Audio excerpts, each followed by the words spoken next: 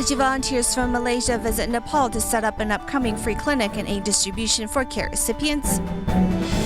And we meet a Tzu Chi volunteer who started walking the Boddhisattva Path later than others, but is nonetheless ever more devoted. Welcome to DaAi Headlines. I'm Brantley Shoda. Thank you for joining us. In 2015, a major earthquake struck Nepal, causing catastrophic damage to Kathmandu and its surrounding areas. In its wake, Tzu Chi volunteers visited several times to conduct free clinics and aid distributions. To this day, Tzu Chi's affinity with Nepal has yet to cease. Recently, Malaysia's Tzu Chi volunteers went forth once more to set up for an upcoming free clinic and aid distribution in the remote mountain regions. It's been 2.5 years since a massive earthquake rocked Nepal's Kathmandu, and Tzu Chi volunteers from Malaysia have once again traveled to the country to repair the damages. Tzu Chi volunteers quickly visit Sindu Pakchok to survey the venue for the aid distribution and free clinic. There won't be 600 people at a time gathered here, but this is the main area where people will be. So perhaps the free clinics activity should be headed up by the sign language team. As there are many elderly living in the mountain who have never seen a doctor before, knowing there will be a free clinic near them, they make sure to sign up for the event. I'm very grateful Tzu Chi volunteers from Malaysia have come all this way to help the poor. I'm also concerned about the poor children's education. And if there's an opportunity, I hope to discuss this issue further with Tzu Chi to see how those in need of assistance can receive help. Seeing the Jingsa folding bed set up for resting while waiting for the distribution voucher, everyone tests how comfortable the bed is.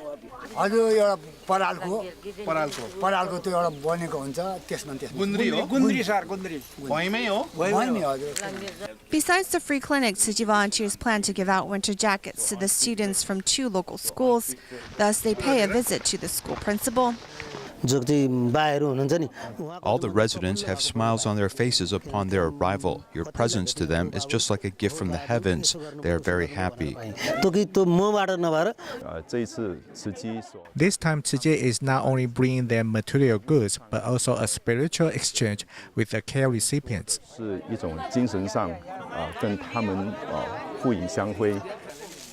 Wearing gifts of blessings from the locals, Tzu Chi volunteers sing a song with them and look forward to strengthening their connection with Nepal. It is now the middle of winter in Jordan, and in the desert region, the wind is strong and there is no running water. It is under these conditions that the nomadic Bedouins live in. Thankfully, Tzu Chi volunteers from Taiwan and Jordan have come bearing gifts to warm their stomachs and hearts. In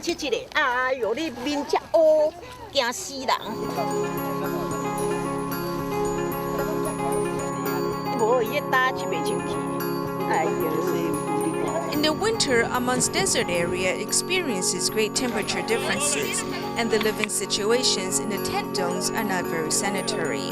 City volunteers continue to care for the Bedouin and have come bearing gifts of fresh meals and many nutritious items for them to eat.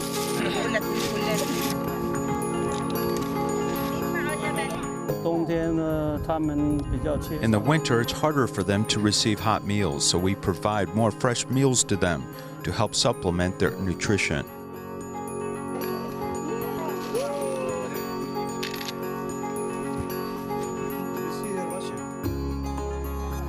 A month and a child has a bamboo coin bank to donate, which he adopted 2 months ago. Back then, we asked if anyone wanted to adopt a coin bank. A young boy said he wanted one. Although there's not much in there, the meaning behind it is just as plentiful. This young girl picking up recyclables has also been changed by Tzu Chi.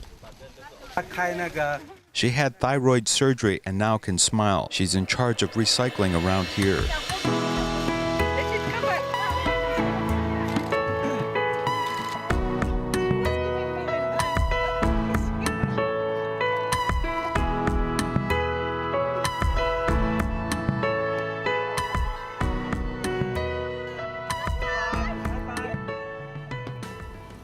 At this year's winter aid distribution in Palencia City, Guatemala, Tzu Chi volunteers once again prepare cooking oil, rice, and noodles for the recipients. As environmental protection is ever more important, volunteers also made sure to inform the recipients of the need to reduce their own trash output so as to not further burden the planet. Surrounded by garbage fumes, the poor could only scavenge in the landfill to see what they could sell for money, which is how skin diseases are so rampant for the poor. The master reminds us that the earth is heavily polluted. For those of you who gain a living through the garbage fields, must know better than any of us how much trash Malaysia City produces on a daily basis. It's really an indication of how much trash the world accumulates each day. Solo de esa municipalidad diario cuántos basura. Tzu Chi volunteers hope these aid recipients can help protect the environment and use a Tzu Chi song to convey the message.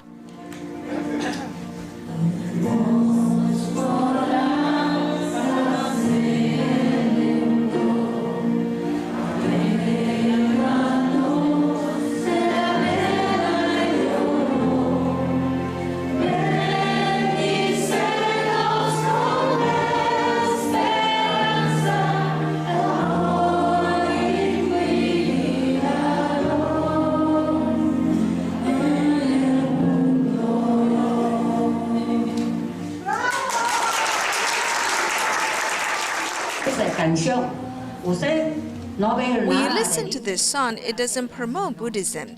The lyrics of the song talks about peace of our land and love and care for all in the world. It's about peace and harmony in society and getting along with one another.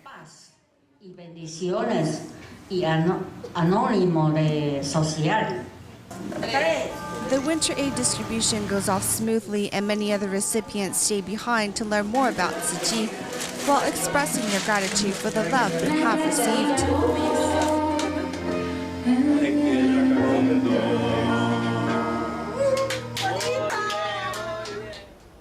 Days of heavy rain have flooded Malaysia's east coast states of Kelantan and Terengganu.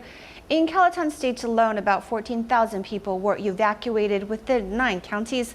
Local Tzu Chi volunteers immediately started the work of disaster relief and gave out aid supplies at the evacuation centers.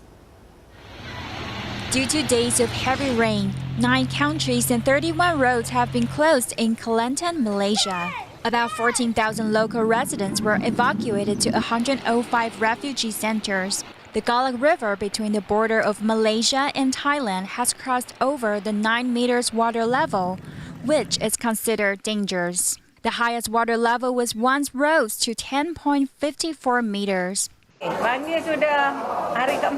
My house was flooded for 4 days. I have been in the evacuation center for 2 days. Tzu Chi volunteers get into the work for the disaster relief immediately. Because this time the rain have lasted for the entire week, so the areas of flooding are very wide. Therefore, we need many teams of people to help visit the disaster areas. Local residents are used to the heavy flooding in the rainy season. Volunteers went to the evacuation centers to take care of the victims. They've also delivered supplies and jingsi folding beds. Every time there are floods, Tzu Chi volunteers are the first ones to give us support. This time, volunteers also gave us much assistance, offering beds to the victims who have stroke.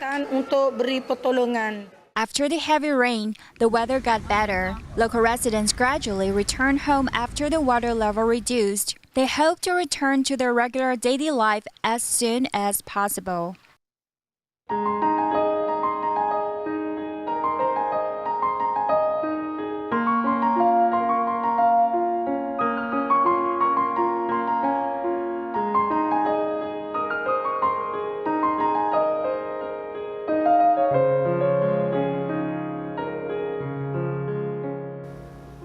In the aftermath of the massive earthquake in Mexico, Tzu Chi volunteers have been recruiting local volunteers to conduct disaster surveys.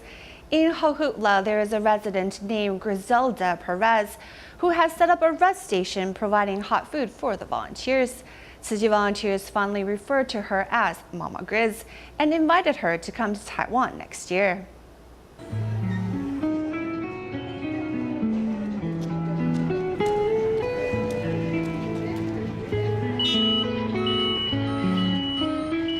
massive earthquake struck Mexico in September, Coahuila is one of the most severely devastated areas. For the past 2 months, as Tzu Chi volunteers assess disaster damage, they've recruited local volunteers to help out with disaster relief. Would that feel better than when you're down, when you're depressed, when you lost something, you have somebody around you, hug you, telling you it's all right, you are not alone. Quiero ser voluntaria en Tzu Chi porque I want to volunteer with Tzu Chi because I want to help my fellow countrymen, my families and friends. I want to help clean up the debris after the quake. I took the risk of injury to help clean some of the debris. However, since I have a spinal injury, I cannot carry heavy objects anymore. Estaba en peligro de quedarme sin caminar. Tengo la columna desviada y no puedo cargar pesado.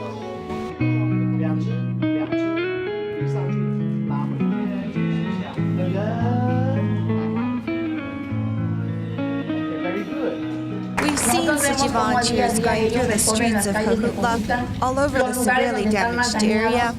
They've never stopped. They do not have anything. They gave me the nickname Mama Grizz because I've provided them with a place to rest. Tzu Chi volunteers gave me this nickname. They said that this was the first time they were taken care of. I am like their guardian mother. Now everyone calls me Mama Grizz. This is Griselda Mama Grizz rest station. Now we have rice soup here. We provided potato cakes, boiled egg, avocado sauce, salad dressing, and cucumbers. Tzu Chi volunteer Stephen Huang has brought me this pin 3 days ago, saying that it represents great love. I am very grateful. This makes me feel I am important. Everyone here and everyone coming to the rest station will be welcomed. Muy agradecida y me siento de verdad, híjola, como que soy muy importante, ¿va? Toda la gente que está aquí, que atiende el comedor, los recibe con los brazos abiertos. Thank you, Mama! As long as the connection is deep, there is no fear of reconnecting later in life. In the past, Tai Shouxia worked to make ends meet for her family and put aside her journey in Tzu Chi. However, when she heard Master Zhenyan talk about not having enough time, she too realized time is running out for her as well. Thus, in 2015, she got her Tzu Chi certification and now devotes wholeheartedly to doing Tzu Chi work. No matter what volunteer work she is asked to participate in, Tai Shouxia is always ready to lend a hand, especially recycling efforts. If you're committed to doing recycling, then don't think about the stench. If I don't think about it too much, then the smell won't bother me. After hearing Master Zhenyan say hands are best for doing recycling, Tsai committed herself to the mission. Yet she worked to make ends meet for the family and didn't become an official Tzu Chi volunteer until Master Zhenyan said this. When I heard the master said there's not enough time, it made me realize the master is getting older just like me, and if there's not enough time for her, then it must be the same for me. So I hurried to get my certification. In 2005, Tsai became a Tzu Chi volunteer, and although she started her path later than others, as long as the direction is right, the journey ahead is never too difficult. Next, we highlight another volunteer. His name is Jiang Sentian, who lives in Dachen, Zhanghua. When Jiang's investments did not pay off, he fell into debt and closed himself off from the world. He continued with his closed heart until Tzu Chi volunteers took him under their wings. Afterwards, Jiang even began visiting needy families with the volunteers. By witnessing the hardship of others, Jiang realized his own blessings, and as he is determined to change over a new leaf, he is training to become a community medical volunteer. The home of this lonely elderly person looks like a ruin, with weeds growing everywhere in his yard. When Jiang Shengtian came with Tzu Chi volunteers to clean up his home, he cannot believe what he is seeing. Could there be anyone more pitiful than me? I used to think I lived on the fringes of society. He became broke after losing money in investment, and his health took a turn for the worse with oral cancer. These two events made him close his mind to the world until Tzu Chi volunteers came to visit him. How did I change my attitude? I jotted down Master Zheng Yin's words of wisdom each day and repeated them to myself. By watching the master's program, he gradually changed his negative energy. He's changed his temper a lot. Tzu Chi has given back to me a good husband. The couple has started walking on the Boddhisattva Path together. I started with introducing Tzu Chi to them and then asking for donating. I did that with friends first. Then slowly I went out, and if I saw someone who looked interested, I'd give them more information. He vowed to be certified next year so he can spread love to more places. The hereditary illness spinocerebellar atrophy means that family members may have to be burdened with 24-hour care for loved ones at a young age in their life. These hardships often lead primary caregivers to experience stress and depression. Let's take a look at some ways primary caregivers can find an outlet to relieve their burden.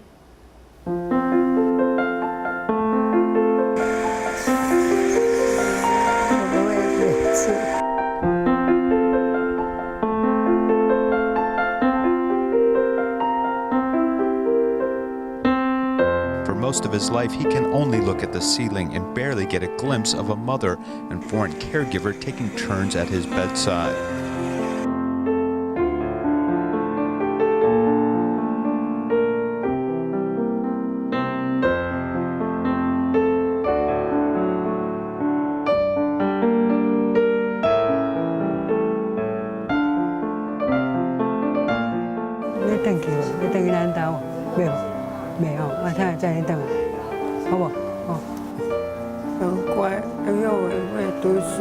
My son was a good son. He did well in school and graduated from college. He then went to the military and got a job at the bank.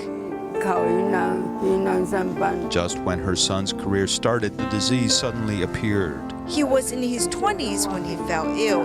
His grandmother was also like this, and so was his father. This hereditary disease of spinocerebellar atrophy first affected Miss Shu's mother-in-law, who was the first to fall ill, followed by the onset of the disease in her husband, and then finally in her 3 sons. I had to take care of 2 of them, and we didn't have an income because his father was sick. I went to help others do laundry. We didn't have money to even buy rice. With the government classifying them as a low-income household, their economic problems were temporarily solved, though the psychological suffering has never abated. I just cried to myself as nobody knows how difficult it is to get through the day. One person taking care of many disabled relatives is simply too much pressure. There's no way for them to continually do their service. This illness is very unfair for healthy family members. We have seen so many cases where it wasn't the patient that first collapsed, but a caregiving family member.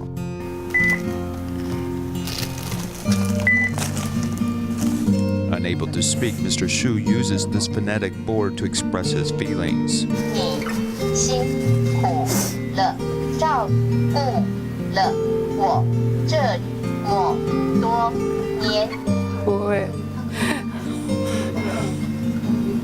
Although she says it is not hard work, her tears convey a different story. Mrs. Shu squats in front of her son and helps him put on shoes.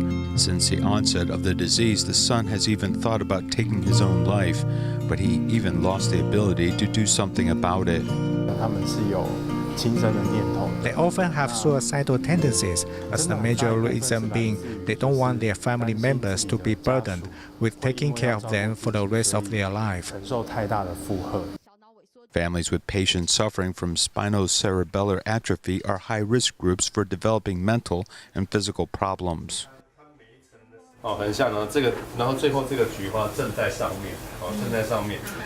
Currently, there's no medicine to treat this condition, so this illness can only rely upon rehabilitation activities. In fact, floral arrangement courses are also part of rehabilitation, as the flowers make me feel good. Of course, we must first build a good psychological attitude towards this disease. We need to think of approaching life in a different way. Developing a positive attitude towards care and teaching family members the correct mindset when caring for such patients is the goal of this program. 我迟早也要坐轮椅，那是我身体，但我的心里绝对不同意。 This free course is taught by Dr. Pan, who himself suffers from the disease. Although he's a doctor, there is still no escape from this hereditary disease. I'm a doctor and also a patient, so I can understand both identities and potentially be a bridge. I understand better how to live life to the fullest.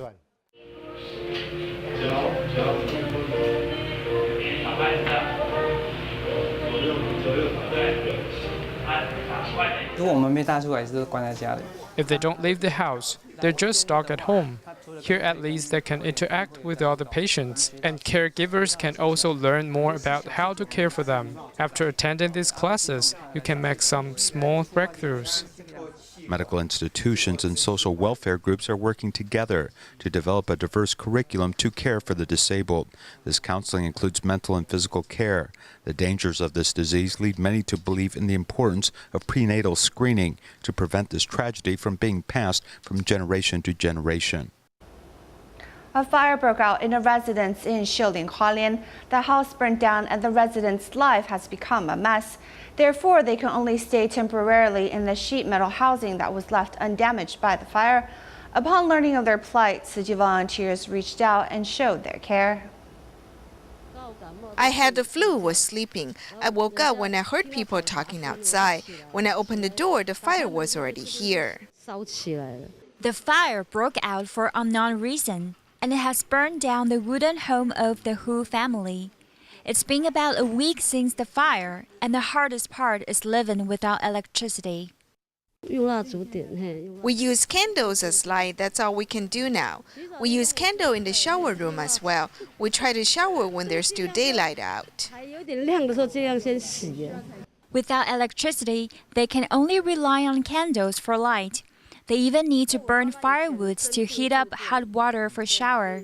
The Hu family squeezes in a small iron sheet house to sleep. When their bad news broke out, many people showed their kindness. Among them were Tzu Chi volunteers.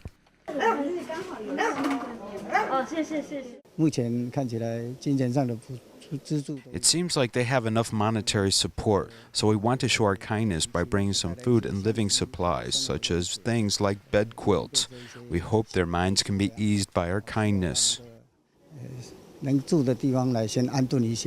Although they appreciate everyone's help, the Hu family still long for a complete home. We hope to rebuild our house again. For students in Tzu Chi's educational system, besides the care they receive from teachers, they are often surrounded by love from DaAi mothers and Sichuan fathers. To express their gratitude, the students at the DaAi Kindergarten in Kapong and Pandai Inda hosted an end-of-the-year tea ceremony to thank the DaAi mothers and Sichuan fathers for their year of companionship. We'll leave you with these images at the end of the program. Thank you for joining us today. Goodbye.